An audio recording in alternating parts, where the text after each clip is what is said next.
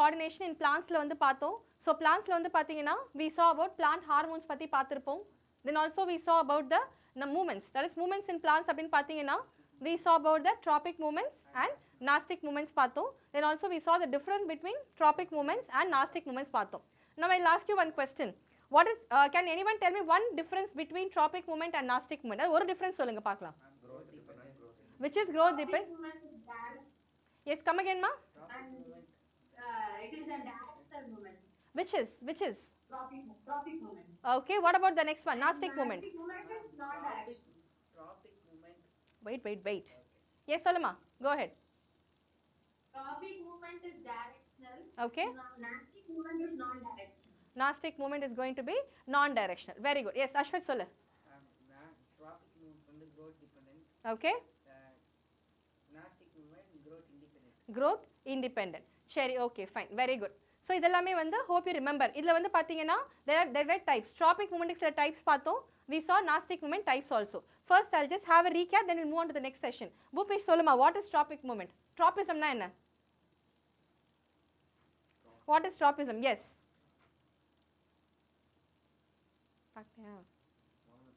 Sherry, okay. Ma vera yaar sol try panunga. What is tropism or what is tropic movement? Tropism na enna or is tropic movement na enna? Tropic movement is growth dependent and nastic movement is growth independent. No, 1 minute. I'm not asking the difference. I'm asking the definition of what is tropism. Tropism na enna? What is tropism? Growth towards a stimulus. Movement of a part of a plant or a complete plant will grow towards a stimulus. Very good. So movement of plant or part of a plant towards a stimulus, we call it as tropism. So tropism pathina, it can be categorized into certain types. For example, we saw about what is phototropism, we saw about hydrotropism, then thigmotropism, geotropism. Idellame vandu paatha, and you also saw for chemotropism. Can anyone tell me what is the difference that I gave for chemotropism? Chemotropism can a difference? Any example la kuduthen? What is the example? Pollen tube. Yes, very good. Just the pollen tube mattum example la kuduthena? Or did I give us a sentence? Pollen tube la nadakkum, what will happen? Now the growth of pollen tube towards the ovary when the pollen grain touches. Very good, very good. So superb. So these are some things we saw in tropic movement. Okay, It's deposited on the stigma program. yes, but she told the answer correctly. You are telling in detail, she told the answer correctly. Shariya. So next one pathina, I told you not to interrupt the class. Next one pathina, nastic movements. So nastic movements pathina again is going to be growth independent ah irukum. So idla vandu pathina what will happen? Number 3 types of nastic movements pathom. What are 3 types of nastic movements we saw? Touch sensitive. Touch sensitive. Types. What are the types of nastic movements we saw ma in the last class? See, எப்பவுமே நான் ஒரு கிளாஸ்க்கு வந்து next class நான் வரேன்னா previous கிளாஸ்ல எடுத்த நோட்ஸை கோ த்ரூ பண்ணிடும். ஜஸ்ட் நம்ம on the spot top notes எடுத்துட்டு விட்டுட்டு போகிறது இட்ஸ் வெரி வேஸ்ட் இல்லையா? ஜஸ்ட் நம்ம கோ த்ரூ பண்ணினா உங்கள் exam point of view it very ஈஸியாக ஃபார் யூ. இப்போ சொல்லுங்க what are the nastic movements we saw types. என்ன நாஸ்டிக் மூமெண்ட்ஸ் பார்த்தோம் டைப்ஸ் சொல்லுங்க. திக்மோட்ராபிசம் அப்புறம் திக்மோட்ராபிசமா? Yes, what are types of nastic movements we saw people seriously? Yes சொல்லுங்கம்மா. நாஸ்டிக் movement. Very good. Nastic movement. And what else? Thermonastic, thigmonastic, then what else? Thermonastic. Yes? Thermonastic. Thermonastic, thigmonastic. One more is missing. What is it? Photonastic. Very good. Photonastic. Yes, very good. So just go through ma அன்னைக்கு நோட்ஸை go through பண்ணுங்க, அப்படியே பெண்டிங்ல வைக்காதீங்க. சரி, இதெல்லாமே வந்து plant சம்பந்தப்பட்டது நீ பார்த்தோம். நெக்ஸ்ட் வந்து பாத்தீங்கன்னா we move on to animal hormones. கரெக்ட்டா? animal hormonesல வந்து மொத்தம் நம்ம எத்தனை ஹார்மோன்ஸ் பார்த்திருப்போம்? How many hormones we saw? எத்தனை ஹார்மோன்ஸ் பார்த்தோம்? Is it 5? எத்தனை பார்த்தோம்? First one we saw about adrenal gland பத்தி பார்த்தோம். Then we saw about pituitary gland பத்தி பார்த்தோம். Then we saw about pancreas. We saw about animals. We saw about testis and ovary. So இது 5 பத்தி பார்த்தோம். And we also saw about the location. இந்த glands எல்லாமே வந்து எங்க locate ஆயிருக்குன்னு பார்த்தோம். And we also saw the hormones that these glands secrete. அதோட functions எல்லாமே பார்த்தோம். ஓகேவா?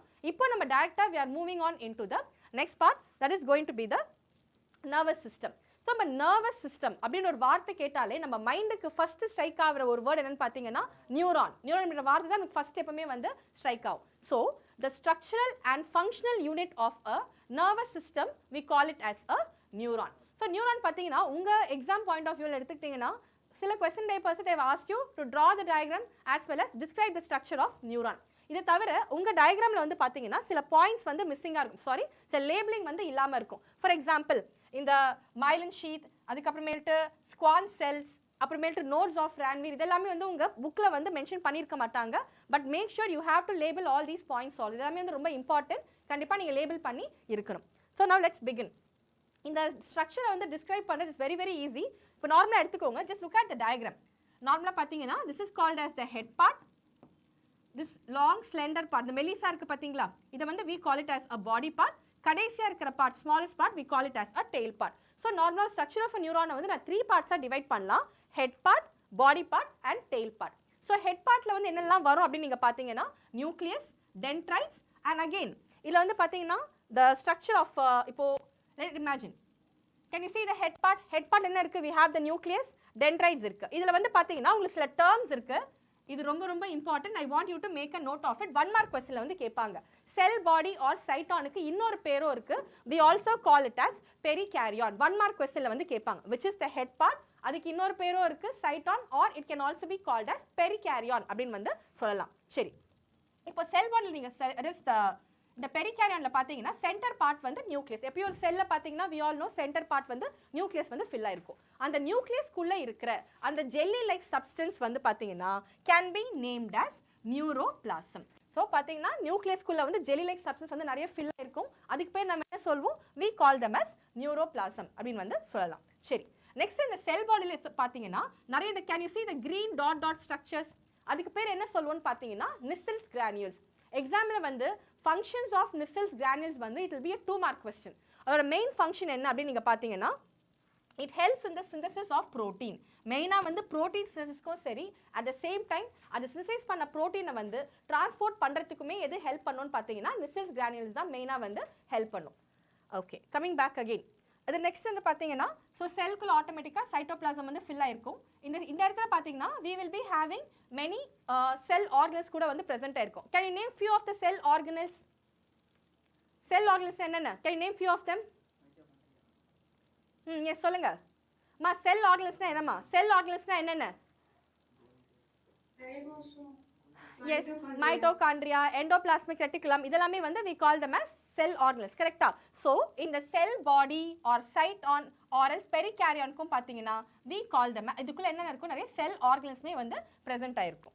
சரி, next வந்து let us move on for the dendrites. இப்போ நம்ம structure diagram நீங்க பாத்தீங்கன்னா தெரிஞ்சிருக்கும். we saw இதுக்குள்ள என்னென்ன இருக்குன்னு பார்த்தோம், Nissel's granule பத்தி பார்த்தோம், நியூக்ளியஸ்க்குள்ள இருக்கிற கண்டென்ட் பத்தி பார்த்தோம். நெக்ஸ்ட் இங்க can you see the tiny hair like structures, அதுக்கு பேர் வந்து we call them as dendrites அப்படின்னு சொல்லுவோம். So what is the main function of dendrites நீங்க அப்படின்னு பாத்தீங்கன்னா லிட்டரலா it acts as a absorber. சுத்தி இருக்கிற சிக்னல்ஸ் எல்லாமே அப்சர்வ் பண்ணி சைட்டோபிளாசம் வழியா அதோட body part that is axon பார்ட்டுக்கு வந்து டிரான்ஸ்மிட் பண்றது தான் இந்த மெயினான இந்த டென்ட்ரைட்ஸோட வேலை. which means சுத்தி இருக்கிற சிக்னல்ஸை வந்து ரிசீவ் பண்ணி they will be transmitting through the axonal part. yes, next one பாத்தீங்கன்னா this is the structure of axon. இப்போ நம்ம so far வந்து நம்ம head part, that is head part என்ன இருந்துச்சு, நியூக்ளியஸ் இருந்துச்சு, then we saw about Nissel's granules எல்லாமே வந்து பார்த்தோம், dendrites பத்தி பார்த்தோம். இப்போ next one வந்து the body part, that is the axon part. So axon part நீங்கள் எடுத்துக்கிட்டிங்கன்னா they are very thin and ரொம்ப மெலிசாக இருக்கும், லென்த்தியாகவும் இருக்கும். இப்போ நார்மலாக பார்த்தீங்கன்னா சில நேரத்தில் ஆக்சானோட லென்த் மட்டுமே வந்து it can vary up to 1 metre வரைக்குமே வந்து லென்த் வந்து வேரி ஆகிட்டே இருக்கும். சரியா? இப்போ பார்த்தீங்கன்னா இதில் பார்ட்ஸ் என்ன இருக்குன்னா கேன் யூ see மெலிசாக இருக்கிற பார்ட் வந்து we call it as axon. அதுக்கு மேலே you'll be having some covering like structure.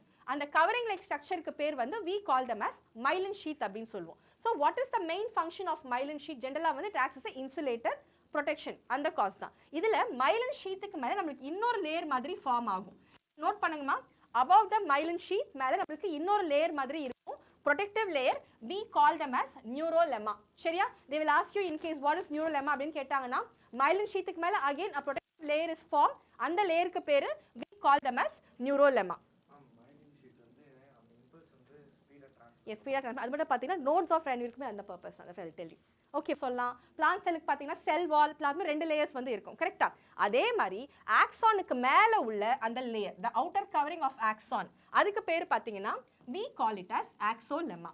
இதெல்லாமே please make a note of it. சரியா? எஸ். நெக்ஸ்ட் ஒன் பார்த்தீங்கன்னா இப்போ will move on to nodes of Ranvier. இந்த நோட்ஸ் ஆஃப் ரன்வீர் எதுக்கு main purpose என்னன்னு பார்த்தீங்கன்னா இந்த மைலின் ஷீட் வந்து they'll be having a cut. So லிட்டலாக பார்த்தீங்கன்னா கண்டினியூஸாக இல்லாமல் ஒரு ஜங்ஷன் மாதிரி நல்ல ஃபார்மேட்டே இருக்கும். அந்த நோட் இன்டர் நோட்ஸ் அப்படின்னு சொல்லுவோம் கரெக்டாக. அப்போ ரெண்டு நோடுக்குள்ள இடப்பட்ட கேப்பை வந்து we call them as inter node. இந்த மாதிரி இன்டர் நோட்ஸாக ஃபார்ம் ஆகிறதுக்கு பேர் வந்து we call them as nodes of Ranvier. So மெயினாக ஒரு இதோட பர்பஸ் என்ன நீங்கள் அப்படின்னு பார்த்தீங்கன்னா ஸோ nerve impulse கனெக்ட் பண்ணுறதுக்கும் சரி it acts as a insulator also, which means நம்ம எலக்ட்ரிக் இம்பல்ஸ் எல்லாம் வந்து ஃபாஸ்ட்டாக டிரான்ஸ்மிட் பண்ணுறதுக்கு யார் ஹெல்ப் பண்ணும் அப்படின்னு பார்த்தீங்கன்னா இந்த நோட்ஸ் ஆஃப் ரன்வீர் தான் வந்து ஹெல்ப் பண்ணும். எஸ் இப்போ ஸ்ட்ரக்சர் ஆஃப் நியூரானில் பார்த்தீங்கன்னா நெக்ஸ்ட் லாஸ்ட் நம்ம பார்க்க போகிறது வந்து சினாப்ஸ் பற்றி பார்ப்போம். ஸோ இப்போ வந்து வி saw about the செல் பாடி பற்றி பார்த்தோம், we saw about the axon பற்றி பார்த்தோம், அதுக்கப்புறம் கடைசியாக இருக்கிறது வந்து டெய்ல் பார்ட். ஸோ டெய்ல் பார்ட்டில் வந்து பார்த்தீங்கன்னா which means ஆக்சானில் டிரான்ஸ்மிட் பண்ண சிக்னல் இம்பல்ஸ் எல்லாமே இந்த டெய்ல் பார்ட் வழியா போயிட்டு it will move on to the next neuron. எக்ஸாம்ல இன்னொரு क्वेश्चन கேட்பாங்க, they will give you the diagrams. சில few diagrams of neuron கொடுத்துருவாங்க, லைக் ஆங்கிள்ஸ் கொடுத்துட்டு they will ask you which is the correct one. எப்பவுமே ஞாபகம் வச்சுக்கோங்க நியூரான் வந்து சிக்னல் டிரான்ஸ்மிட் பண்ணும்போது it will be always in the chart of head to tail, again head to tail. இந்த மாதிரி ஒரு ஃப்ளோல தான் வந்து இம்பல்ஸ் வந்து டிரான்ஸ்மிட் ஆகிட்டு இருக்கும். ஸோ ஹெட் இருந்துச்சுன்னா tail part, again head part, tail part, again இதில் என்ன வரும் திரும்ப ஒரு ஹெட் பார்ட் தான் வரும். ஸோ இந்த மாதிரி தான் வந்து டிரான்ஸ்மிஷன் வந்து இருக்கும். ஸோ நார்மலாக வந்து இப்போ டெய்ல் பார்ட் இருக்குன்னா அகைன் இன்னொரு டெய்ல் பார்ட்டோட நியூரானோட வந்து கனெக்ட் ஆகவே ஆகாது. இது வந்து எக்ஸாம்பிள் டயக்ராம் கொடுத்து they will ask you as a question also. இந்த இடத்துல வந்து ஒரு question கேட்பாங்க, வாட் இஸ் சினாப்ஸ். சினாப்ஸ் எடுத்துக்கிட்டீங்கன்னு பார்த்தீங்கன்னா ஜென்ரலாக எதுக்கு is nothing but resting place. இப்போ நார்மலாக ஒரு நியூரானோ வந்து இன்னொரு நியூரானோ அது கனெக்ட் ஆகும், இந்த இடத்துல ரெஸ்டிங் பிளேஸ் மாதிரி இருக்கும். இந்த இடத்துல வந்து சிக்னல்ஸ் வந்து தே வில் ரெஸ்ட், அதுக்கப்புறம் தான் அடுத்த நியூரான் போகும். இது என்ன ஒன்று பார்த்தீங்கன்னா it can be convert, it can be transferred as well as chemical சிக்னலாகவும் ட்ரான்ஸ்மிட் ஆகலாம் ஆர்எல்ஸ் எலக்ட்ரிக்கல் சிக்னலாகவும் ட்ரான்ஸ்மிட் ஆகலாம். நான் வந்து அடுத்த கிளாஸில் வந்து I will be taking in detail இந்த இடத்துல சிக்னல் டிரான்ஸ்மிஷன், அதாவது சினாப்ஸில் எப்படி சிக்னல் டிரான்ஸ்மிஷன் நடக்கும் அப்படின்றத நான் அடுத்த கிளாஸ் டீட்டெயில் தான் எடுப்பேன். Please don't miss the next class, சரியா? So it's all about the structure of neuron. So structure of neuron main என்ன எடுப்போம், head part that is the cell body, cyton or perichion பத்தி பார்த்தோம், dendrites பத்தி பார்த்தோம், nucleus குள்ள இருக்கிற content பத்தி பார்த்தோம். Then we moved on to axon. Axonக்கு மேல இருக்கிற membrane. What is the membrane of axon? Axonக்கு மேல உள்ள layer பேர் என்னமா? What is the layer called as? Just now I told you. Axonக்கு sorry? Yes, it is called as axoplasm. So axonக்கு மேல உள்ள layer, the outer covering of axon is called as axolemma. பாத்துமா? Did you remember the membrane? இல்லையா? So இதெல்லாமே note பண்ணி வெச்சுக்கோங்க. Now let us move on to the detail of nervous system. சரி, இப்போ இதோட நான் எதுக்கு ஹோல்ட் பண்றேன் அப்படின்னு பார்த்தீங்கன்னா அடுத்த கிளாஸ்ல வந்து இந்த nerve impulse எப்படி டிரான்ஸ்மிட் ஆகுதுன்றத பார்ப்போம். Plus we'll be seeing about reflex arc, reflex action, அதுக்கப்புறமேட்டு வந்து அந்த path. For example when you touch an hot object எப்படி உங்கள் பாடி வந்து அந்த ஸ்டிமுலஸ்க்கு வந்து ரெஸ்பாண்ட் பண்ணும், இந்த மாதிரி வந்து எடுத்துக்கிட்டோன்னா அடுத்த கிளாஸில் வந்து மெயினாக வந்து ஒரு 4 சினாரியோஸ் மட்டும்தான் இருக்கும். For example how will your body react towards when you are sneezing or when a bright light is focused in your eyes, அப்படி இல்லாட்டி when a nail is pinch உங்கள் காலை ஆணி குத்திச்சுன்னா என்ன ஆகும், இந்த மாதிரி சில ஒரு 4-5 சினாரியோஸ் மட்டும்தான் ரிப்பீட்டடாக உங்கள் எக்ஸாமில் வந்து அடிக்கடி வந்து கேட்பாங்க. What happen? Okay, please don't talk in between. Yes. So பார்த்தீங்கன்னா இந்த 4-5 சினாரியோஸ் மட்டும்தான் இருக்கும். இதுதான் வந்து அடிக்கடி உங்கள் எக்ஸாம் பாயிண்ட் ஆஃப் வியூவில் வந்து கேட்பாங்க. அதை நம்ம அடுத்த கிளாஸ் வந்து தெளிவாக ஃபோக்கஸ் பண்ணிக்கலாம். நெக்ஸ்ட் கிளாஸில் மிஸ் பண்ணாதீங்க. பிகாஸ் அந்த ஒரு ஏதாவது 4த்துல ஒன்று வந்து it will B a sure question. நீங்கள் 4மே தனித்தனியாக படிக்கணும்னு தேவையில்லை. ஒரு அவுட்டர் வியூ ஸ்கெட்ச் வியூ மட்டும் படிச்சிங்கன்னா போதும். அதை வச்சு நீங்கள் எல்லாமே நீங்களே எழுதுகிற மாதிரி இருக்கும். So don't miss the next class. Okay, next one பார்த்தீங்கன்னா நர்வஸ் சிஸ்டம். ஸோ இந்த நர்வஸ் சிஸ்டம் எடுத்துக்கும் போது பார்த்தீங்கன்னா மெயினாக நம்ம பாடியில் இருக்க நர்வஸ் சிஸ்டம் நம்ம 2 டைப்ஸாக வந்து கிளாஸிஃபை பண்ணிக்கலாம். Central nervous system, that is CNS, and the next one is going to be peripheral nervous system, that is PNS. சரி, இப்போ இந்த சென்ட்ரல் நர்வஸ் சிஸ்டத்துக்கும் பெரிஃபரல் நர்வஸ் சிஸ்டத்துக்கும் என்ன பெரிய வித்தியாசம்? சரி, இப்போ சென்ட்ரல் நர்வஸ் சிஸ்டம் பார்த்தீங்கன்னா என்னென்ன வரும்னா brain and spinal card will be included in your central nervous system. Whereas peripheral nervous system பார்த்தீங்கன்னா நம்ம again 2 டைப்ஸாக கிளாஸிஃபை பண்ணலாம். One is going to be somatic system and another one is going to be autonomic system. சரி, இப்போ இந்த somatic systemத்துக்கு கீழே என்னென்ன வரும் அப்படின்னு நீங்கள் பார்த்தீங்கன்னா spinal nerves and cranial nerves. Spinal nerves and cranial nerves எல்லாமே it will be coming under the somatic system. எக்ஸாம்ல இன்னொரு 1 mark question கேட்பாங்க, எத்தனை spinal nerves இருக்கு எத்தனை cranial nerves இருக்கு அப்படின்னு சொல்லி கேட்பாங்க. You will be having 12 pairs of cranial nerves. So it's pairs ma, 12 pairs of cranial nerves and 31 pairs of spinal nerves. இதை வந்து நோட் பண்ணி வச்சுக்கோங்க. 1 மார்க் क्वेश्चनல வந்து கேட்பாங்க. So spinal nerves and cranial nerves வந்து எது கீழே வரும்னு பார்த்தீங்கன்னா பெரிஃபரல் நர்வ் சிஸ்டத்துக்கு கீழே வர somatic சிஸ்டத்தில் தான் வந்து இந்த spinal nerves and cranial nerves வரும். ஸ்பைனல் நர்வ்ஸ் வந்து 12 pairs இருக்கும், which means 24 இருக்கும். cranial nerves பார்த்தீங்கன்னா 31 இருக்கும், which means you will be having 62 cranial nerves. Okay, இப்போ நமக்கு நெக்ஸ்ட் இருக்கிறது பார்த்தீங்கன்னா இந்த ஆட்டோனோமிக் நர்வஸ் சிஸ்டம். இந்த ஆட்டோனோமிக் நர்வஸ் சிஸ்டமில் பார்த்தீங்கன்னா நம்ம 2 டைப்பாக கிளாஸிஃபை பண்ணுறோம். Again sympathetic system and parasympathetic system. இது வந்து ரொம்ப actually book concept படி இதெல்லாமே கிடையாது, but just still I'll give you a hint what is the sympathetic and parasympathetic. இப்போ for example இப்போ இந்த sympathetic system என்ன பண்ணும் அப்படின்னு பார்த்தீங்கன்னா உங்களை ஒர்க் செய்யறதுக்கு, for example இப்போ ஹார்ட் வந்து பீட் பண்ணிட்டே இருக்கு அப்படின்னு பார்த்தீங்கன்னா இந்த sympathetic system தான் வந்து உங்க ஹார்ட் பீட் ஆகிறதுக்கு வந்து ஹெல்ப் பண்ணும். whereas பேராசிம்பத்திக் சிஸ்டம் பார்த்தீங்கன்னா இப்போ சிம்பத்திக் சிஸ்டம் நார்மலாக வந்து நான் ரொம்ப ஜாகிங் பண்ணுறேன், ரொம்ப ஹார்ட் வந்து ரொம்ப ஃபாஸ்ட்டாக பீட் பண்ணிட்டே இருக்கு அப்படின்னு பார்த்தீங்கன்னா இந்த பேராசிம்பத்திக் சிஸ்டம் என்ன பண்ணும் உங்கள் ஹார்ட் பீட்டை கண்ட்ரோல் பண்ணி நார்மலான ரேட்டை வந்து வைக்கும். அப்போ விச் மீன்ஸ் ஒரு சிஸ்டம் வந்து உங்கள் ஒர்க் பண்ணுறதுக்கு ஹெல்ப் பண்ணும், உங்கள் பாடியில் இருக்க சிஸ்டம் ஒர்க் பண்ணுறதுக்கு ஹெல்ப் பண்ணும். பேராசிம்பத்திக் வந்து அந்த ஒர்க்கை வந்து தேவையான நேரத்துக்கு வந்து ஸ்டாப் பண்ணுறதுக்கு ஹெல்ப் பண்ணுறது யாருன்னு பார்த்தீங்கன்னா பேராசிம்பத்திக் சிஸ்டம் தான். இன்னொரு சின்ன எக்ஸாம்பிள் தரேன். இப்போ நீங்கள் ரொம்ப டென்ஷனாக இருக்கீங்க, ஏதோ திட்டு வாங்கிட்டீங்க, அழுவுறீங்க அப்படின்னு பார்த்தீங்கன்னா கண்டிப்பாக கலந்து டியர்ஸ்லாம் வரும், கரெக்டாக? அப்போ அதுக்கு எந்த சிஸ்டம் வந்து ரெஸ்பான்சிபிளாக இருக்கும்னு பார்த்தீங்கன்னா சிம்பத்தட்டிக் சிஸ்டம் தான். நீங்கள் அழுது கொஞ்ச நேரம் கழிச்சு பார்த்தீங்கன்னா ஆட்டோமேட்டிக்காக உங்கள் கண்ணில் இருக்க தண்ணி எல்லாமே நிற்க ஆரம்பிச்சிடும், கரெக்டாக? அப்போ அதுக்கு எந்த சிஸ்டம் ரெஸ்பான்சிபிளாக இருக்கும்னு பார்த்தீங்கன்னா பேராசிம்பத்தட்டிக் சிஸ்டம். ஸோ ஒரு சிஸ்டம் வந்து மோட்டிவேட் பண்ணும், இன்னொரு சிஸ்டம் வந்து தேவையான டைமுக்கு வந்து சப்ரெஸ் பண்ணி ஸ்டாப் பண்ணும். அதுதான் வந்து we call it as sympathetic and parasympathetic system. நம்ம மெயினாக கான்சன்ட்ரேட் பண்ண போகிறது வந்து உங்களுக்கு பிரெயின் அண்ட் ஸ்பைனல் கார்டு தான். ஸோ உங்களுக்கு ஸ்பைனல் கார்டில் பார்த்தீங்கன்னா உங்கள் புக்கில் ஸ்பைனல் கார்டோட டயக்ராம் வந்து ஒன்று கொடுத்துருப்பாங்க. ப்ளீஸ் மேக் ஷுர் கொடுத்துருக்காங்க, ஜஸ்ட் ஒரு part of a spinal cord வந்து கொடுத்துருப்பாங்க. அது வந்து you have to learn it. உங்களை வந்து ட்ரா பண்ண சொல்லி கேட்க மாட்டாங்க, but they will ask you to label the parts. So அதை கண்டிப்பாக பாருங்கள். சில பேர் பார்க்க கஷ்டமாக இருக்குன்னு சொல்லி விட்டுடுவீங்க. Don't do that mistake. கண்டிப்பாக லேபிளிங் வந்து கேட்பாங்க, அதை பார்த்துட்டு போங்க. இப்போ நம்ம டீட்டெயில்டாக will move on to structure of human brain. சரி, இப்போ ஹியூமன் பிரெயின் எடுத்துக்கிட்டோம் அப்படின்னு பார்த்தீங்கன்னா மேஜராக நம்ம ஹியூமன் பிரெயினை வந்து it can B classified into 3 parts. எப்படி கிளாஸிஃபை பண்ணலாம்? Four brain, mid brain and hind brain. சரி, இப்போ ஃபோர் பிரெயின் கீழே யாரெல்லாம் வருவாங்க அப்படின்னு நீங்கள் பார்த்தீங்கன்னா எஸ், ஃபோர் பிரெயின் கீழே பார்த்தீங்கன்னா செரிப்ரம், thalamus and hypothalamus. சரி, if you remember the last session I took, hypothalamus or thalamus, that's the four brainலே வச்சுக்கலாம். நான் வந்து ஒரு endocrine gland வந்து present ஆயிருக்கும் அப்படின்னு சொன்னேன். What is it? What is the endocrine gland that is associated with your brain? Releasing hormone. Come again? Pituitary gland. Yes, pituitary gland. So pituitary gland பார்த்தீங்கன்னா it is called as growth hormone. இப்போ சொல்லுங்க, pituitary gland வந்து எங்க locate ஆயிருக்கும்? Whether it's going to be located in cerebrum, thalamus, hypothalamus? Yes, ஒரு answer சொல்லுங்க. ஹைபோதலாமஸா தலாமஸா? Hypothalamus. ஃபைனலா?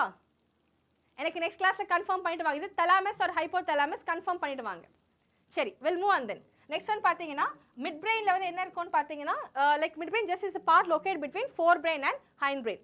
So ஹைண்ட்பிரெயினில் யார் யார் இருப்பாங்கன்னா pons, medulla oblongata and cerebellum. So இது எல்லாமே நம்ம பார்ட்ஸை டீட்டெயில்டாக பார்க்கறதுக்கு முன்னாடி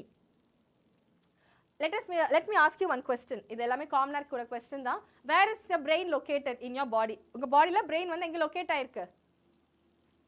வேர் is the brain? Yes, very good, inside the cranium, because some students used to say it is located in அப்படின்னு சொல்வாங்க. because sculling அப்படின்னு எடுத்துக்கிட்டீங்கன்னா உங்க மொத்த இந்த ஹெட் ஸ்ட்ரக்சருமே வந்து நம்ம ஸ்கல்லுன்னு தான் சொல்லுவோம். அப்போ மூஞ்சி ஃபுல்லாமே பிரெயின் நம்மளுக்கு இருக்கு கண்டிப்பாக கிடையாது. only it is located at the topmost part, which is the cranium.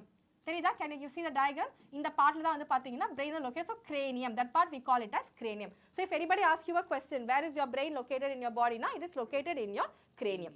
சரி, இப்போ பிரெயின் இருக்கு அப்படின்னு பார்த்தீங்கன்னா பிரெயினுக்கும் ஸ்கல்லுக்கும் அந்த நடுவில் ஒரு பிரெயினுக்கும் கிரேனியத்துக்கும் நடுவில் வந்து ஒரு ஜெல்லி லைக் ஒரு ஃப்ளூயிட் சப்ஸ்டன்ஸ் வந்து ப்ரெசென்ட் ஆயிருக்கும். What is it called as? Yes, it is called as CSF, that is cerebrospinal fluid. முக்காவாசி ஸ்டூடெண்ட்ஸ் வந்து இந்த ஒரு விஷயத்தில் கன்ஃபியூஸ் ஆவாங்க. I told you what is the fluid like substance that is present between the cranium and brainக்கு இடப்பட்ட உள்ள fluid substance வந்து என்ன சொல்லுவோம்? CSF அப்படின்னு சொல்லுவோம். இல்லை இன்னொரு டிஷ்யூ இருக்கு, டிஷ்யூன்னு மென்ஷன் பண்ணாதான் we will be talking something about meninges. Yes, meninges. So பாருங்க, இடத்துல நிறைய பேர் தப்பு பண்ணுவாங்க. meninges nothing but பிரெயினுக்கு மேலே ஒரு டிஷ்யூ கவர் ஆயிருக்கும். see I'm talking about the brain. டிஷ்யூன்னு மென்ஷன் பண்ணிங்கன்னா மட்டும்தான் you have to write about the meninges. சரியா? இதுவே வந்து what is the fluid that is present between the cranium and the brain, na you will be writing about the CSF, that is the cerebrospinal fluid. சரியா? So meninges எப்படி இருக்கும்? Nothing but a 3-layered membrane மாதிரி இருக்கும். We call them as meninges. Meninges mainly எதுக்கு? What is the function அப்படின்னு பார்த்தீங்கன்னா protection of your brain from mechanical injuries. இது எல்லாத்துக்குமே or mechanical shock அப்படின்னு சொல்லுவோம். ஒரு sudden jerk. நீங்க பார்த்தீங்கன்னா சின்ன குழந்தையெல்லாம் வந்து ரொம்ப ஆட்டி தூக்கி போட்டு விளையாடக்கூடாது அப்படின்னு just born babies எல்லாமே. Because அவங்களோட skull எல்லாம் ப்ராப்பர் டெவலப் ஆகாமல் இருக்கும். அந்த மாதிரி டிஷ்யூஸ் எல்லாமே ரொம்ப டெண்டரியாக இருக்கும். நீங்கள் அப்படி ஆட்டிடாமல் என்னன்னு பார்த்தீங்கன்னா பிரெயினை வந்து லிட்டலாக அந்த ஷாக்னாலேயுமே வந்து பிரெயின் டேமேஜ் ஆகிடும். ஸோ meningesோட மெயினான பார்ட் என்னன்னு பார்த்தீங்கன்னா பிரெயின் வந்து பார்த்தீங்கன்னா இட் இஸ் ப்ரொடெக்டட் இந்த கிரேனியம் அப்படின்னு சொல்லிட்டோம். What about spinal card? Spinal card எதுவா ப்ரொடெக்ட் பண்ணும்? What protects your spinal card? Very good. The vertebral column protects your spinal cord. Okay. Now let's move on. இப்போ நம்ம forebrain குள்ள வந்து போலாம். சரி. forebrain பாத்தீங்கன்னா என்னென்ன பார்ட்ஸ் நம்ம டயகிராம்ல பார்த்திருப்போம். என்ன பார்ட்ஸ் லொகேட் ஆயிருக்கும்? cerebrum, then thalamus and hypothalamus. இங்க பாத்தீங்கன்னா I have given cerebrum and diencephalon. So the diencephalon region க்கு கீழ தான் யார் வருவாங்க அப்படினு பாத்தீங்கன்னா thalamus and hypothalamus. You should not get confused if they mention the term diencephalon. So thalamus and hypothalamus வந்து எது கீழ வரும்னு பாத்தீங்கன்னா diencephalon கீழ தான் வந்து வரும். Okay. So form இப்போ நார்மலா பாருங்க.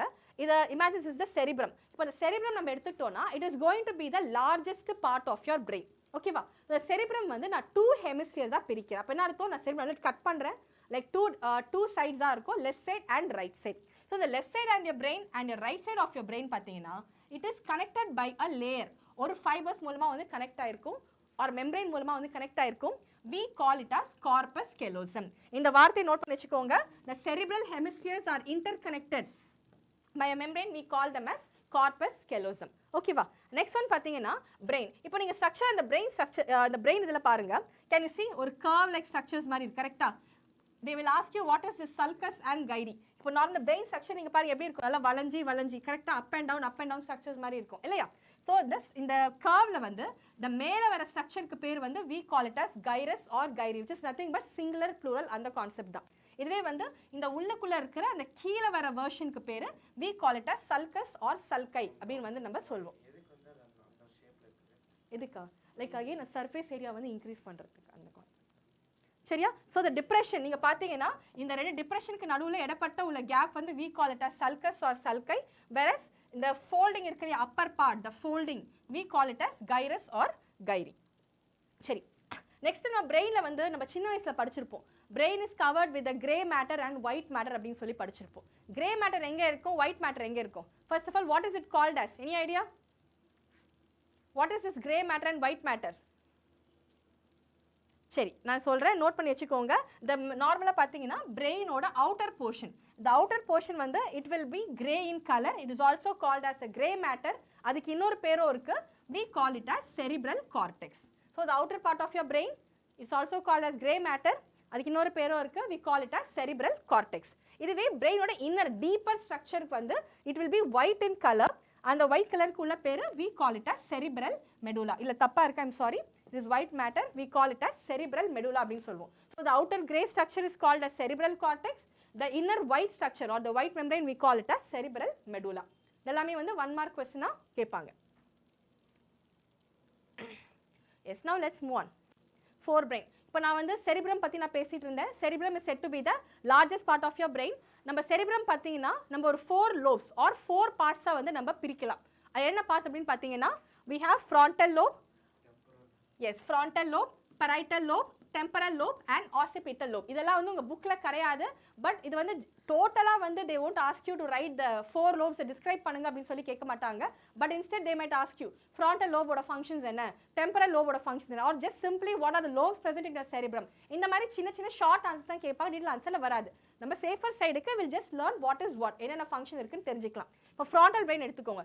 மெயினா வந்து ஒரு கான்செப்ட் வந்து பாத்தீங்கன்னா மெமரி. நம்ம இப்போ நார்மல் இப்போ நம்ம வந்து ஒரு எக்ஸ்கர்ஷன் போறோம், டூர் போறோம்னு வெச்சுக்கோங்களேன். we'll be planning கரெக்ட்டா, இதெல்லாம் எடுத்துட்டு போறோம், இங்கெல்லாம் இப்படி போறேன். so planning, sketching இதெல்லாமே வந்து பாத்தீங்கன்னா it will be coming under the frontal lobe. அதோட மெயின் ஃபங்க்ஷன் என்ன? பிளானிங், நல்லா ஞாபகம் வச்சுக்கிறதோ சரி, sketching, planning இதெல்லாமே வந்து it will be coming under the frontal lobe. next one பாத்தீங்கன்னா parietal lobe. so parietal lobe ஓட மெயின் ஃபங்க்ஷன் பாத்தீங்கன்னா sensory perception. what do you mean by the sensory perception? என்ன அர்த்தம்? what is sensory perception? தொட்டா நமக்கு தெரியும். சரி okay. any other answers? what do you mean by sensory perception? I'm not asking definition, I'm just asking the meaning. Sensory perception என்னமா? Yes, for example நம்மள yes only for touch. இப்போ நார்மலாக பார்த்தீங்கன்னா நம்மளை சுற்றி வந்து சில விஷயங்கள் நடக்குது அப்படின்னு எடுத்துக்கலாம். அதை நம்ம பார்த்தீங்கன்னா நம்ம பாடி வந்து டிடெக்ட் பண்ணோம். எது மூலமாக டிடெக்ட் பண்ணோம்? நம்ம உடம்புல இருக்கிற சென்ஸ் ஆர்கன்ஸ் மூலமாக வந்து டிடெக்ட் பண்ணோம்.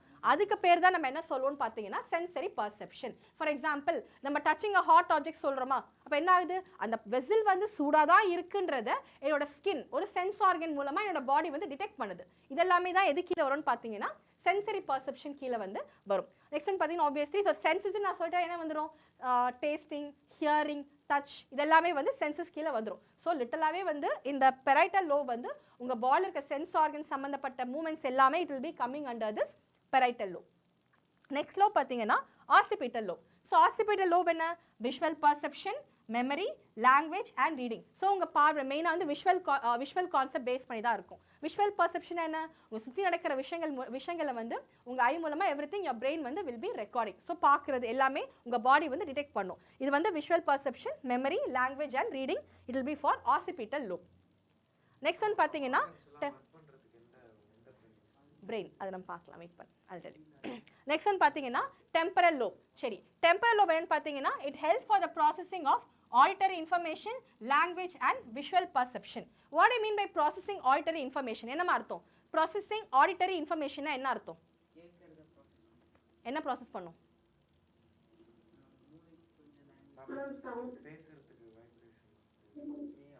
சரி, சொல்லுமா, what is it? I am getting some answers from here. நீங்க சொல்லுங்க, what are other answers? What do you mean by processing the auditory information? என்ன அர்த்தம் அதுக்கு? processing sound received by auditory nerves are processed. how it is processing, எப்படி react பண்ணும்?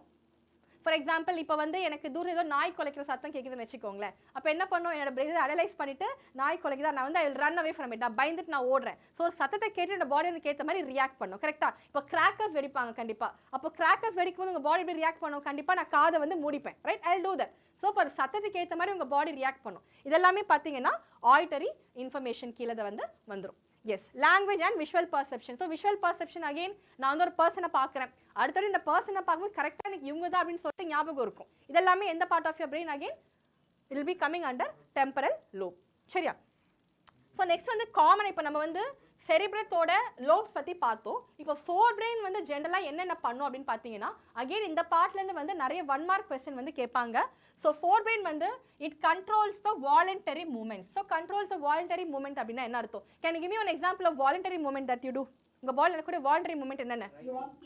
Walking, yes, writing, இதெல்லாமே வந்து பார்த்தீங்கன்னா வாலண்டரி மூமெண்ட். ஸோ உங்கள் forebrain வந்து mainly concentrates on the voluntary movement in your body and it is also a centre for hunger. இந்த question வந்து ரொம்ப ரொம்ப இம்பார்ட்டன்ட். இது 1 மார்க் கொஸ்டின் அடிக்கடி கேட்பாங்க. Which is the centre for hunger? உங்கள் பிரெயின் எந்த part is responsible for the centre for hunger அப்படின்னு சொல்லி கேட்பாங்க. It is forebrain. Yes, coming back again, forebrain is also specialised in hearing, sight, smell etcetera. Because நம்ம ஏற்கனவே பார்த்துருப்போம் இந்த lobe parietal lobe பற்றி பார்த்தோம். கரெக்டாக? மெயின்லி ஒரு சென்சஸ் பற்றி கான்சன்ட்ரேட் பண்ணும். ஸோ ஃபோர் பிரெயினும் ஜென்ரலாக எடுத்துக்கிட்டிங்கன்னா hearing, sight, smell etcetera. Yes, next one பார்த்தீங்கன்னா we are moving on into mid brain. So midbrain பற்றி வந்து ஸ்பெஷலாக அந்த அளவுக்கு நோட்ஸ் எதுவுமே வந்து கிடையாது. கான்செப்ட் பார்த்தீங்கன்னா இப்போ டயக்ராம் பாருங்க. மிட் பிரெயின் இஸ் எங்கே இருக்கு? தலாமஸ்க்கும் that is the brains, that is the hindbrain. So இந்த மிட் பிரெயின் வந்து பார்த்தீங்கன்னா தலாமஸையும் ஹைண்ட் பிரெயினையும் கனெக்ட் பண்ணுற ஒரு கனெக்ஷனாக தான் வந்து இந்த மிட் பிரெயின் வந்து இருக்கும். ஸ்பைனல் கார்டு வந்து ஹைண்ட் பிரெயின்மா, இந்த medulla oblongata it be extend as spinal cord, அது வேற, ஹைண்ட் பிரெயின் கீழே வந்துடும். சரியா? நோ மை கொஸ்டின், நான் உனக்கு கேட்ட தலாமஸையும் ஹைண்ட் பிரெயினையும் வந்து கனெக்ட் பண்ணுறது வந்து மிட் பிரெயின் அப்படின்னு சொல்லிட்டேன். Now tell me weather mid brain வந்து does it do voluntary function or involuntary actions? எதுக்கு ரெஸ்பான்சிபிளா இருக்கும்? வாலண்டரியா இன்வாலண்டரியா? Involuntary. Very good. Can you name any few involuntary movements in your body? Yes? Okay. Yes. But ஆனா ஒரு நிமிஷம், சாலிவேஷன் எல்லாம் பார்த்தீங்கன்னா it will be coming under your hind brain. So இதில் வந்து நீங்கள் நோட் பண்ண வேணும்னு பார்த்தீங்கன்னா டோட்டலி உங்கள் பாடியில் நடக்கிற எல்லா இன்வாலண்டரி மூமெண்ட்ஸும் கிடையாது, சில சர்டன் இன்வாலண்டரி மூமெண்ட். சரியா? நம்ம இதுக்கு மேலே டீட்டெயிலாக போக வேண்டாம், பிகாஸ் உங்கள் ஹைண்ட் பிரெயின் பற்றி அந்த அளவுக்கு கிடையாது உங்கள் கான்செப்ட் படி. Just I'm giving you sketch of the hindbrain, sorry midbrain, அவ்வளோதான். ஓகேவா? நெக்ஸ்ட் இதில் இந்த பாயிண்ட் நோட் பண்ணுங்க. மிட் பிரெயின் பார்த்தீங்கன்னா it is responsible for visual and auditory reflexes. இந்த பாயிண்ட்டை வந்து நோட் பண்ணுங்க. அண்ட் டோன்ட் ஆஸ்க், நம்ம ஏற்கனவே விஷுவல் ஆடியல் ரிஃப்ளெக்ஸ் வந்து நம்ம ஃப்ரான் பிரெயின்லேயே ஃப்ரண்ட் பிரெயின்லேயும் பார்த்தோம் அப்படின்னா கண்டிப்பாக சில பார்ட்ஸ் வந்து லைக் ஆல் த வேலை வந்து பார்க்குற மாதிரி தான் இருக்கும். நெக்ஸ்ட் வந்து பார்த்தீங்கன்னா ஹைண்ட் பிரெயின். சரி, ஹைண்ட் பிரெயின் அகெயின் எங்கே லொக்கேட் ஆகிருக்கும்? ஹைண்ட் பிரெயின் என்னென்ன பார்ட்ஸ் வந்து வரும்? பான்ஸ், medulla oblongata and spinal card. இல்லை இது வந்து நான் இன்னொரு விஷயமா வந்து சொல்வேன், வெயிட் பண்ணுங்கள். மெடுலா வந்து பார்த்தீங்கன்னா don't simply write it as medulla ஆப்லங்கட்டான்னு எழுதி பழகுங்க. பிகாஸ் கிட்னிக்கு மேலே யூ ஹேவ் அ லேயர். உங்கள் எக்ஸசைஸ் சிஸ்டமில் நீங்கள் கிட்னி பற்றி எழுதுவீங்க, அந்த ரீஜனில் கிட்னிக்கு மேலே மெடுலான்னு ஒரு ரீஜன் இருக்கும். ஸோ நீங்கள் மெடுலான்னு எழுதும் போது இட் மைட் பி கன்ஃபியூஸ். நமக்கு என்ன எழுதணும் நமக்கு தெரியும், பட் ஸ்டில் பேப்பரை கரெக்ட் பண்ணுற ஸ்டாஃப்ஸ் வந்து they might reduce mark. So நீங்கள் பிரெயினை மென்ஷன் பண்ணும்போது மெடுலான்னு ஷார்ட்டாக எழுதாமல் மெடுலா ஆப்லங்கட்டான்னு ஃபுல்லாக எழுதி பழகுங்க. எஸ். ஸோ இப்போ ஹைண்ட் பிரெயின் பார்த்தீங்கன்னா it consist of pons, medulla oblongata and cerebellum. இப்போ ஃபர்ஸ்ட் நம்ம பிரெயினில் வந்து the largest part of your brain is going to be cerebrum. அந்த செரிபிரத்துக்கு அடுத்து largest part of your brain is going to be cerebellum. ஓகேவா? So cerebellum மெயினாக வந்து ஹைண்ட் பிரெயின் பார்த்தீங்கன்னா it control salivation, blood pressure and vomiting. இதை நான் ஸ்பெசிஃபிக்காக பான்ஸ் பற்றி நோட் பண்ணுங்க. பான்ஸ் வந்து எதுக்கு தேவைப்படும் அப்படின்னு பார்த்தீங்கன்னா sleep cycle, relay signal. I'll tell you what is this relay signal in the next class, because நம்ம next classல வந்து we'll be seeing about reflex arc, reflex cycle. இதெல்லாமே நம்ம அடுத்த class டீடைல்டா பார்ப்போம். That's why I'm holding that particular term. So pons எதுக்கு தேவைப்படும் அப்படின்னு பார்த்தீங்கன்னா sleep cycle, relay signal, then spinal cord, mid brain இதெல்லாமே வந்து நார்மலா ஹெல்ப் பண்ணும். சரி, இப்போ எனக்கு ஒரு டவுட் இருக்கு. பான்ஸ் இப்போ நார்மல் நம்ம பாடியில் வந்து நம்ம எமோஷன்ஸ் சொல்கிறோம் இல்லையா, let be love and affection, caring, இதெல்லாமே ஹைண்ட் பிரெயினோட பர்டிகுலராக எந்த பார்ட் ஆஃப் யுவர் பிரெயின் வந்து ஹெல்ப் பண்ணும்? நான் ஹைண்ட் பிரெயின் க்ளூ கொடுத்துட்டேன். பர்டிகுலராக which part will be helpful for that? Love, affection, caring. Yes, is it medulla, cerebrum or pons? Medulla, cerebellum or pons? மெடுலாவா? Actually it's not medulla, it is pons, pons varioli. சரியா? So medulla oblongata மெயினா எதுக்குன்னு பார்த்தீங்கன்னா நம்மள breathing, respiration இது எல்லாத்துக்குமே யார் ரெஸ்பான்சிபிளா இருப்பான்னு பார்த்தீங்கன்னா medulla oblongata தான் வந்து ரெஸ்பான்சிபிளா இருப்பாங்க. சரியா? So this is all about the human brain. And main I forgot one more thing. Hind brain பார்த்தீங்கன்னா it helps to maintain the body posture and balance. For example, riding a bicycle. If I want to ride a bicycle, என்ன தேவைப்படும்? எனக்கு கண்டிப்பாக இந்த பார்க்குறதும் சரி, உங்கள் பாடிக்கு muscles everything has to be coordinate. உங்கள் பாடியோட பேலன்ஸ் எல்லாமே நீட்டாக மெயின்டைன் பண்ணுறதுக்கு யார் ரெஸ்பான்சிபிளாக இருப்பா அப்படின்னு பார்த்தீங்கன்னா medulla oblongata. That is the hindbrain. சரியா? ஸோ எப்பவுமே உங்கள் ஸ்ட்ரக்சர் ஆஃப் அ பிரெயின் நீங்கள் I forgot to tell you one more thing also. நீங்கள் ஸ்ட்ரக்சர் ஆஃப் அ பிரெயினை வந்து டிஸ்கிரைப் பண்ணுங்க அப்படின்னு சொன்னாங்கன்னா கண்டிப்பாக நீங்கள் டயக்ராம் போட்டு தான் ஆகணும். ஏன்னா ஹார்ட் டயக்ராம் ஏற்கனவே சொல்லியிருப்பேன். ஹார்ட் டயக்ராம்க்கு வந்து டயக்ராம் வேண்டாம் until it is asked. கரெக்டாக? ஆனால் பிரெயினுக்கு கண்டிப்பாக you have to learn the முக்கால்வாசி பிரெயினுக்கு வந்து டயக்ராம் தனியாக வரைய சொல்லி கேட்க மாட்டாங்க. But instead they will ask you label the parts. அதே மாதிரி உங்கள் புக்கில் வந்து ஸ்பைனல் கார்டு ஒரு பர்டிகுலர் செக்ஷன் மட்டும் கொடுத்துருப்பாங்க. அதை கண்டிப்பாக லேர்ன் பண்ணுங்கள், மிஸ் பண்ணவே பண்ணாதீங்க. They will ask you to label that part. ஓகேவா? So it's all about the human brain. இன்னைக்கு கிளாஸ் வந்து I will finish with this session. இப்போ நமக்கு அடுத்து இம்பார்ட்டன்ட் கொஸ்டின்ஸ் எல்லாமே பார்க்கலாம். ஸோ இன்னைக்கு நம்ம என்னென்ன பார்த்தோம்? We saw about structure of neuron பற்றி பார்த்தோம். And we also saw about the human brain பற்றி பார்த்தோம். And we also saw about some of its important functions. இப்போ நம்ம ஒரு questions எடுத்து பார்க்கலாம். Yes. The longest fiber on the cell body of a neuron is called as dash. I'll give a quick ஒரு நிமிஷமா. So after finishing this question section முடிஞ்சதுக்கு அப்புறம் I'll give a quick revision about the animal hormones. ஏன்னா ஒரு person என்கிட்ட கேட்டிருந்தாங்க மெசேஜில். So that's why I'm keeping the time. Animal hormones மட்டும் I'll give a quick recap. சரியா? Now let's finish this off. The longest fiber on the cell of the body of the neuron is called as dash. என்னது? Yes, it is called as axon. Very good. Next, the microscopic gap between a pair of adjacent neurons over which nerve impulse pass is called as? Yes, it is called as synapse. Very good. Next, the highest coordinating center in the human body is called as dash. எதுமா? The highest coordinating center is called as brain. Yes, obviously. Correct. Yes. The main function of the cerebrum is? Yes, the main function of cerebrum is? You told the answer correctly. Wait. Yes, it is called as thinking. That is option A. Then what about other functions? Hearing. Hearing வந்து எந்த lobe கீழ வரும்? Again, hearing எந்த lobe கீழ பார்த்தோம்? நம்ம cerebrumல 4 லோப்ஸ் பத்தி பார்த்தோம். parietal, temporal, occipital and frontal lobe பத்தி பார்த்தோம். கரெக்ட்டா? இப்போ இந்த hearing வந்து எந்த லோப் கீழ வரும்? சென்சரி லோப் வந்து எதுக்கு responsible? Very good, parietal. So sensory senses எது கீழே வரும்? parietal lobe கீழே வந்து வரும். அகைன் மெமரி அண்ட் பேலன்சிங் எது கீழே வரும்? Frontal lobe. Sorry, come again. I'm not asking about the lobe. General brain. Frontal lobe, right? General brain. Sorry ma. Memory frontal lobe ல வரும் ma'am. Frontal lobe. Yes. நான் இப்போ general வந்து brain. Okay, fine. I accept. So memory வந்து frontal lobe. Okay. Posture and balance of the body is controlled by dash. Posture and balance of the body. cerebellum. Is it cerebellum or medulla oblongata? Medulla oblongata. It is going to be Medulla. medulla oblongata வா cerebellum? டக்குன்னு சொல்லுங்க. Medulla oblongata. Medulla oblongata. It is going to be medulla oblongata. நான் தெளிவா சொன்னேன், உங்க respiration இருக்கட்டும், balancing எல்லாமே எது கீழே வரும்? medulla oblongata கீழே தான். That is why இப்போ சில பேர் பார்த்தீங்கன்னா ஆக்சிடென்ட்லாம் ஆயிடுச்சுன்னா டக்குனு தலையில பின் மூலன்னு சொல்லுவாங்க, அடிப்பட்டதுனாலே டோட்டல் will become paralyzed. கரெக்டா? இது எல்லாத்துக்கும் என்ன part of your brain? Because spinal கார்டில் அடிப்பட்டுச்சுனாலே டோட்டலாக பேரலைஸ் ஆயிடும். பார்த்துருக்கீங்களா? அது எல்லாமே ரீசன் என்ன பார்த்தீங்கன்னா medulla oblongata தான். it is extended as the spinal cord. That is why it will be affecting. Posture and balance of the body வந்து cerebellum கிடையாது. என்னம்மா? Posture and balance வந்து cerebellum கிடையாதா? Post and balance ஜென்ரலாக வந்து I gave it as a hind brain. கரெக்டா? So hind brain பர்டிகுலராக எது ரெஸ்பான்சிபிளாக இருக்கும்னு பார்த்தீங்கன்னா cerebellum தான். Yes, who is that? Ashmita. Ashmita. It is going to be medulla oblongata dama. Yes. Next one. Breathing is controlled by which part of the brain? Breathing is controlled by which part of the brain? Yes. Breathing is controlled by which part of the brain? சொல்லுங்க. cerebrumமா, cerebellumமா, hypothalamusஸா, medulla oblongataவா? Yes, people சொல்லுங்க. Which part of the brain controls the breathing? தெரியலையா? What else? What happened? Notes பார்க்குறீங்களா? Notes எடுத்து பாருங்க. சரி, okay, I'll keep this question in pending. எனக்கு யார் இந்த ஆன்சர் சொல்றீங்கன்னு பார்க்கலாம். Next one. Brain and spinal cord are two vital organs of our body. How is our body designed to protect them? இதெல்லாமே வந்து இம்பார்ட்டன்ட் 2 மார்க் क्वेश्चन. இப்போ நான் அடுத்து நான் லைக் டிஸ்கஸ் பண்ண போறது. சரி சொல்லுங்க.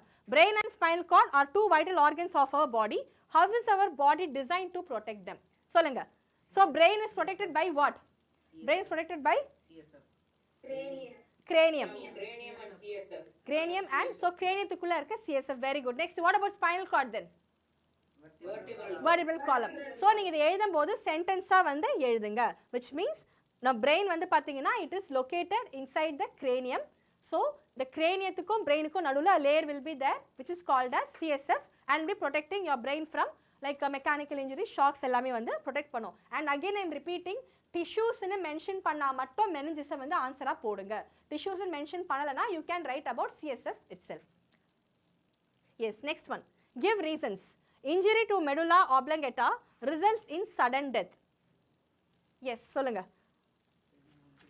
Injury in medulla oblongata results to sudden death. Why? Yes, அப்புறம் வேற? People, can you answer? Medulla oblongata ல அடிபட்டுச்சுனா it will be resulting in sudden death. What is the reason for that? Medulla வந்து நிறைய involuntary actions help பண்ணும், like respiration. Very good. Respiration and what else? Heartbeat. Respiration, heartbeat. Very good. அப்புறம் go ahead சொல்லுமா. அதனால damage ஆயிடுச்சுனா நிச்சயமா Yes. sudden death வரும். Yes, so பாத்தீங்கன்னா medulla oblongata mainly வந்து it will be controlling your involuntary functions like breathing, respiration and digestion. So இந்த இடத்துல வந்து அடிபடும் போது கண்டிப்பா என்ன ஆகும்? உங்க heart beat and even respiration சொல்லும்போது உங்க lungs எல்லாத்தையுமே வந்து affect பண்ணும்போது கண்டிப்பா it will lead to sudden death. Next, an alcoholic person usually walks clumsy. To develop a better explanation for this statement. Yes, so நார்மலா வந்து alcohol consume பண்ணவங்க வந்து ப்ராப்பரா நடக்க மாட்டாங்க, லைக் கோணையா ஆடிக்கிட்டே நடப்பாங்க, ஒரு clumsy walk இருக்கும். கரெக்ட்டா? So what is the reason for that? இந்த இடத்துல you should note which part of your brain is responsible for balancing. எந்த part? Which part of your brain is responsible? Yes, come again. Hindbrain. சரி, hindbrain. Now tell me the answer. ஒரு ஆன்சரை frame பண்ணி சொல்லுங்க பார்க்கலாம்.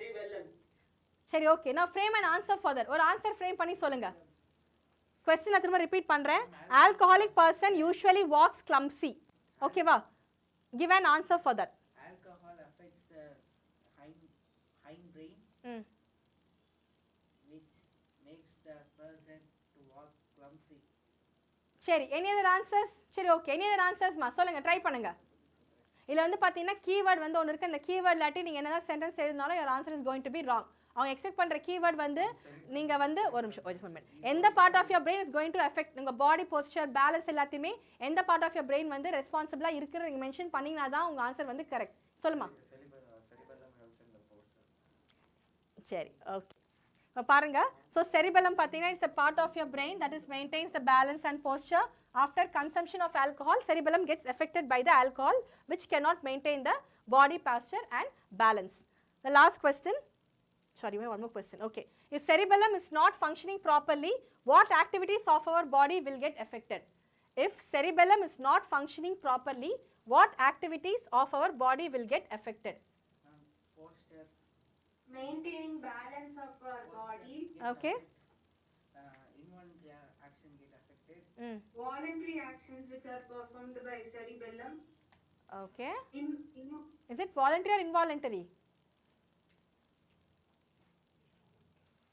பாருங்க so yes சரி okay so voluntary பாத்தீங்கன்னா it helps to maintain the body posture of balance of the body if it's not functioning properly voluntary actions like maintaining the posture body balance everything will get affected so the last one more question name the part of the human brain which contains a vital center for controlling blood pressure so which part of your brain helps to maintain the blood pressure the medulla பாத்தீங்கன்னா it is a vital center for controlling the blood pressure respiration swallowing salivation vomiting sneezing and coughing yes how is the brain protected from the injuries and the shock yes yes by CSF so நீங்க வந்து CSF பத்தி மட்டும் mention பண்ணாதீங்க mention about the cranium also சரியா so cranium பத்தி எழுதிட்டு அதுக்கு அப்புறம் CSF பத்தி எழுதுங்க so this is all about today's class இப்போ just வந்து as a one person asked so அது வந்து animal hormones பத்தி மட்டும் I'll give you a short explanation again so animal hormones வந்து புரியல அப்படினு சொன்னாங்க functions and location so just again ஒரு சின்ன ஒரு quick recap so animal hormones பாத்தீங்கன்னா first வந்து we saw about adrenal gland correct ah so adrenal gland வந்து எங்க locate ஆயிருக்கு yes it is located above the kidney that is the medulla க்கு மேல வந்து locate ஆயிருக்கும் so adrenal gland பாத்தீங்கன்னா it will be secreting a hormone called as adrenaline it will be secreting என்னமா yes adrenal gland will be secreting a hormone called as adrenaline சரியா we saw the location also what is the main function of this adrenaline எதுக்கு தேவைப்படும் it is secreted only during yes yeah so time of fear it is secreted only during the time of fear or anger correct so அது மட்டும் இல்லாம ஒரு பர்சனோட heart பீட்டை maintain பண்றதுக்கு கூட தேவைப்படும்னு பாத்தீங்கன்னா இந்த adrenaline that is adrenal gland secrete பண்ற adrenaline வந்து தேவைப்படும் next one பாத்தீங்கன்னா pituitary gland so pituitary gland பாத்தீங்கன்னா again it is also called as growth hormone so pituitary gland பாத்தீங்கன்னா ஒரு organs வந்து length increase ஆவறதுக்கோ சரி or example ஒரு human வந்து length wise increase ஆவறதுக்கோ எல்லாம் நீங்க பாத்திருப்பீங்க சில பேர் giants ஆ இருப்பாங்க சில பேர் dwarfs ஆ இருப்பாங்க ரொம்ப tall ஆ இருப்பாங்க இல்லாட்டி short ஆ கூட இருப்பாங்க அந்த மாதிரி ஒரு personோட height-க்காக வந்து responsible யாரா இருப்பான்னு பாத்தீங்கன்னா இந்த pituitary gland secrete பண்ற growth hormone தான் third type of hormone நம்ம என்ன பார்த்தோம் pancreas பத்தி பார்த்தோம் wait I'm coming pancreas பத்தி பார்த்தோம் so pancreas பாத்தீங்கன்னா என்ன secrete பண்ணும் it will be secreting Insulin and glucagon. wait okay I'll take your answer insulin and Glucagon. yes நான் வந்து ஜெனரலா ஒரே ஒரு क्वेश्चन தான் கேட்டேன் pancreas வந்து என்ன secrete பண்ணும் இந்த இடத்துல நீங்க ஒரு क्वेश्चन நோட் பண்ணனும் pancreas வந்து as an endocrine gland வந்து it will be secreting insulin and glucagon இதுவே as an exocrine gland வந்து pancreas will be secreting Pancreatic juices. pancreas juice என்னது pancreatic juice என்னது Pancreatic light. trypsin சரியா so as an exocrine gland வந்து pancreas will be secreting trypsin as an endocrine gland வந்து pancreas will be secreting insulin and please stop talking as an endocrine gland வந்து pancreas will be secreting insulin and glucagon சரி pancreas வந்து எங்கமா locate ஆயிருக்கு where is the pancreas located pancreas எங்கமா where is the location come again behind our stomach ma'am behind our stomach okay any other answers for that In the duodenum. Intestine. is it the intestine near intestine or on the intestine எங்க On the intestine. சரி ஜெனரலா yes very good it is located near the abdomen region சரி pancreas மட்டும் தான் பாத்தீங்கன்னா ஏற்கனவே சொல்லிருப்போம் it will be coming under both endocrine gland as well as exocrine gland ஒரு சின்ன recap again difference between endocrine and exocrine gland ஒரு major difference சொல்லுங்க பார்க்கலாம் endocrine exocrine Yes, endocrine glands பார்த்தீங்கன்னா it is also called as ductless glands அப்படின்னு சொல்லுவோம். Exocrine glands பார்த்தீங்கன்னா it is also called as duct glands அப்படின்னு சொல்லுவோம். So again நான் சொல்லியிருப்பேன் example for endocrine exocrine gland நீங்க எழுதும்போது don't include pancreas. pancreas மட்டும் include பண்ணாம வேற எதனா ஒரு example கொடுங்க. For endocrine gland வந்து you can give adrenal gland கொடுக்கலாம், pituitary gland கூட கொடுங்க. Whereas for exocrine gland பார்த்தீங்கன்னா you can give sweat gland கொடுக்கலாம் or else like sebaceous gland கொடுக்கலாம், liver கூட நீங்க வந்து கொடுத்துக்கலாம். Okay, next one will move on. இப்போ fourth type of gland வந்து thyroid gland.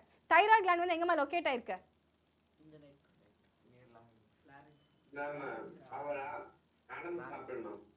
Adam's apple. No, we don't use that term here. நான் ஒரு term நான் mention பண்ணிருந்தேன். Below and above யோசிச்சு பாருங்க. Where is it exactly located? Larynx or pharynx? யோசிச்சு பாருங்க. Below larynx, above larynx? Yes. It is located? Beside larynx. Okay, so பாத்தீங்கன்னா இல்ல இன்னொரு விஷயம் நோட் பண்ணணும். நீங்க endocrine glandsல வந்து எல்லா glandsமே பேரா தான் இருக்கும் except for one gland. எந்த gland தவிர? Pituitary gland. Pituitary gland தவிர எல்லாமே வந்து it will be in pairs. சரியா? So ஞாபகம் வச்சுக்கோங்க. Next one பாத்தீங்கன்னா will move on. So yes, functions. So thyroid gland பார்த்தோம். What is the function of thyroid gland? Thyroid gland என்ன hormone secrete? Yes. Yes, thyroid gland பாத்தீங்கன்னா it will be secreting thyroxine. So main வந்து எதுக்கு ரெஸ்பான்சிபிளா இருக்கும்? Maintaining what? Maintaining carbohydrates, proteins and fats in our body, ma'am. Come again. திரும்ப சொல்லுங்க. Maintaining carbohydrates, proteins and fats in our body, ma'am. Maintaining carbohydrates, proteins and fats. சரி, okay. What is the main function? Yes, metabolism. It helps to maintain a body's metabolism. அது மட்டும் இல்லாம உங்க பாடில iodine content maintain பண்றதுக்கு ஒரு major reason யாருன்னு பாத்தீங்கன்னா இந்த thyroid gland தான். Again ஒரு இன்னொரு 1 mark question கேட்பாங்க. Thyroid gland வந்து like what is the disease that is caused? இந்த iodine content உடம்புல கம்மியா இருந்துச்சுனா வரக்கூடிய ஒரு disease வந்து கேட்பாங்க. That is goiter. Yes, very good. Next one பாத்தீங்கன்னா we'll be seeing about ovary. So ovary வந்து பாத்தீங்கன்னா it is going to be எங்க present ஆயிருக்கு? What is the location of ovary? Near the location of ovary ma. What is the location of ovary? What specific location? நீங்க diagram பாத்தீங்களா? Yes. Location ஏற்கனவே நான் லாஸ்டா சொல்லிருப்பேன். Female reproductive. Yes, very good. Below the oviduct. நான் ஏற்கனவே last கிளாஸ்ல mention பண்ணேன். Male or female reproductive diagram கண்டிப்பா ஏதாவது ஒன்னு ஷுவர் क्वेश्चनா இருக்கும் நான் மென்ஷன் பண்ணியிருந்தேன். ஐ திங்க் இன்னொரு ஏதோ ஸ்கூல்ல கூட they asked that question. எஸ்எம்ல வந்து கேட்டிருந்தாங்க. சோ கண்டிப்பா ரெண்டுல ஒன்னு ஷுவர் क्वेश्चनா இருக்கும். So please learn that diagram. ஓகேவா? நெக்ஸ்ட் ஒன் பாத்தீங்கன்னா ஓவர் எங்க இருக்கும்? லிட்டரலா நிறைய பேர் it's like female reproductive part uterus அப்படிலாம் கிடையாது. எக்ஸாக்ட் லொகேஷன் சொல்ல போனா below the oviduct. சரியா? Sorry. below the oviduct or fallopian tube கீழ தான் வந்து ovary வந்து இருக்கும். So again ovary is found in pair. So ovary வந்து என்ன ஹார்மோன் வந்து செக்ரீட் பண்ணும்? Very good. Estrogen and progesterone. நான் இன்னொரு question கேட்டிருப்பேன் லாஸ்ட் கிளாஸ்ல. What is oxytocin? Oxytocin main function என்ன? Oxytocin. What is the main function? It's a venom, ma'am. என்னமா? Come again.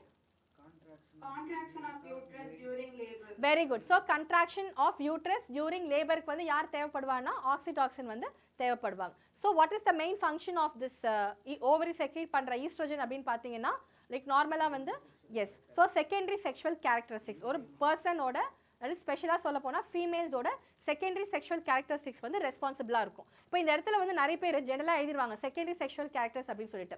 So you have to mention correctly ஓவரிக்கு வந்து secondary sexual characters in female and டெஸ்டிஸ்க்கு பார்த்தீங்கன்னா secondary sexual characteristics in மேல்னு சொல்லி படிக்கிறத mention பண்ணணும். சரி, what you mean by secondary sexual characteristics? Elaborate it. What do you mean by secondary sexual characteristics? Pelvic region என்ன? அவங்க ஜெய பார்க்கறேன் உன்னை கேட்கறேன் பதில் சொல்லு. Secondary sexual characteristics என்ன? Pelvic region மட்டும் இருக்கா? கரெக்ட்டா? Secondary sexual characteristics என்னமா? லாஸ்ட் லெசன்ல நான் mention பண்ணிருப்பேன். What is it? Development of a human body. Development of human body. சரி, okay. Any other answers? Yes, கரெக்ட்டா. For example, இப்போ ஃபீமேலுக்கு எடுத்துக்கோங்களேன். Development of chest region, hip region, development of mammary glands இதெல்லாமே வந்து secondary sexual characteristics of female வந்து வரும். இப்போ இதுவே coming back to testis எடுத்துக்கோங்க. Testis வந்து என்ன ஹார்மோன் வந்து செக்ரீட் பண்ணும்? Testis என்ன ஹார்மோன் செக்ரீட் பண்ணும்? Very good, testosterone வந்து செக்ரீட் பண்ணும். And where is the testis located again? Yes, it is located inside the scrotum. That is a bag-like structure. So what is the function of scrotum? Scrotum பார்த்தீங்கன்னா what is the function again? Scrotum function என்னமா? Yes regulating the temperature. So நார்மலாக வந்து testis எதுக்கு தேவைப்படும்னு பார்த்தீங்கன்னா sperm ப்ரொடக்ஷனுக்கு வந்து தேவைப்படும். So அந்த sperm ப்ரொடக்ஷனுக்கு வந்து நம்ம பாடி டெம்பரேச்சர் வந்து இட் ஷுட் பி இந்த நார்மலேட், ரொம்ப ஜாஸ்தியாகவும் இருக்கக்கூடாது ரொம்ப கம்மியாகவும் இருக்கக்கூடாது. ஸோ கரெக்டான ஆப்டான பாடி டெம்பரேச்சரை மெயின்டைன் பண்ணி ஸ்பெர்ம் ப்ரொடக்ஷனுக்கு ஹெல்ப் பண்ணுறது யாருன்னு பார்த்தீங்கன்னா இந்த ஸ்க்ரோட்டம் தான். சரி, இப்போது functions. So what is the function of testis? பார்த்தீங்கன்னா it helps the secondary development of secondary sexual characteristics in male. So secondary sexual characteristics in male அப்படின்னு பார்த்தீங்கன்னா like development of mustache, growth of beard, அப்புறம் muscles நல்லா arms எல்லாம் develop ஆகுறது எல்லாமே எதுன்னு பார்த்தீங்கன்னா secondary sexual characteristics in male அப்படின்னு வந்து நம்ம சொல்லுவோம். Yes, cracking of voice இதெல்லாமே வந்து it will be coming under secondary sexual characteristics of male. சரியா? So this is all about the hormones. Next class நான் திரும்ப சொல்றேன், don't miss the class. ஏன்னா அது ரொம்ப important ஷூரான ஒரு question வரும். pathways பத்தி பார்ப்போம். we'll be seeing about reflex R, reflex action and detailed பார்க்கலாம். So that the session is over. Thank you all ma. If you have any doubts you can just message me. I'll clarify all your doubts in the upcoming classes. Thank you ma. I'll share the PPT once the class is over. Thank you ma. Thank you. Thank you. Thank you, ma'am. Thank you so much. Thank you.